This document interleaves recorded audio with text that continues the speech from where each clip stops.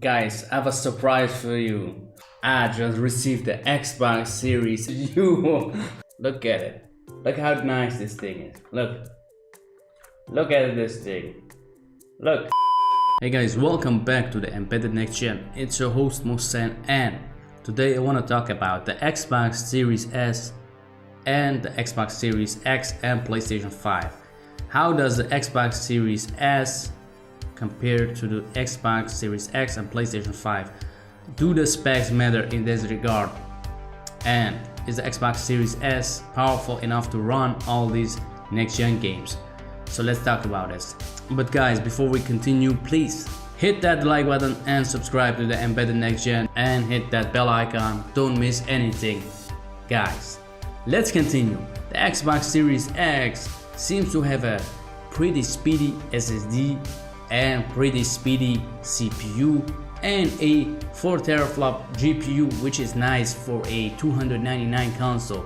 Some people complain, but a lot of people are amazed by this console, which is so small. It's like smaller than this. I think it's like the size of this. I made this mock-up just for the joke, guys. Just look at this, man. This size, I think it's even smaller than this. The Xbox Series S is really a great value. For $299, you can get all that power packed in, ray tracing, frame rates up to 120 frames per second, and they even showed gameplay with 100 frames per second. The Gears of War 5 multiplayer looks insane on the Xbox Series S. This console is even £249 in UK. What? 249? That's insane. This console. We gotta talk about the CPU. CPU seems to be even faster than the PlayStation 5, but of course we know the PlayStation 5 can't fully compare to the Xbox Series S. The PlayStation 5 has a more modern architecture. Not even that, man. The Xbox Series S even has RDNA too. The Xbox Series S has a faster CPU than the PlayStation 5, it seems. And I know some people are saying that's ridiculous, but look at the numbers, guys. It's 3.6 gigahertz.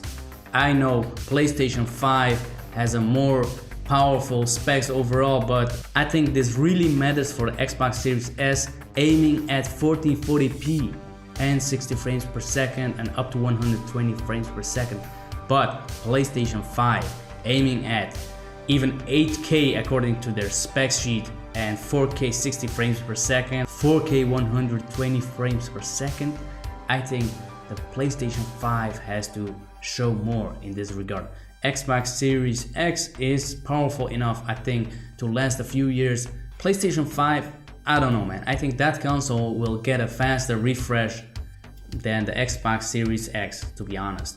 But Xbox Series S at $299 with so much packed in and almost the same CPU and a 4 teraflop GPU and the Velocity architecture, upscaling graphics to 4K, already 1440p native, 60 frames per second native, up to 120 frames per second.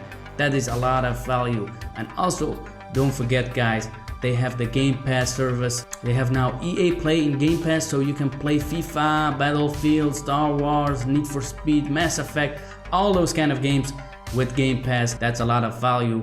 I think this is insane. And we can go on and on and on and on. The external SSD, the SSD speed, the faster loading time. This is truly a next-gen console, but in a smaller size for the affordable price for consumers. And I think this really will sell a lot because they're doing proper marketing this time. The price is so affordable. It got a lot of juice. It got a lot of bells and whistles of the next gen of the Xbox Series X packed in this small console. And of course, if consumers want to upgrade later on, they can just upgrade to the Xbox Series X and all their games will go with them. So that's insane, guys. A lot of value. So let me know what you think about this. Hit that like button, subscribe, don't miss anything, and I'll see you in the next video. Bye. If you like gaming news, game discussion, next-gen news, reaction videos to gaming content, and more, you're on the right channel. Check out some of the stuff here. I'll list all the videos and the playlist. Thank you for the support, and I'll see you in the next video.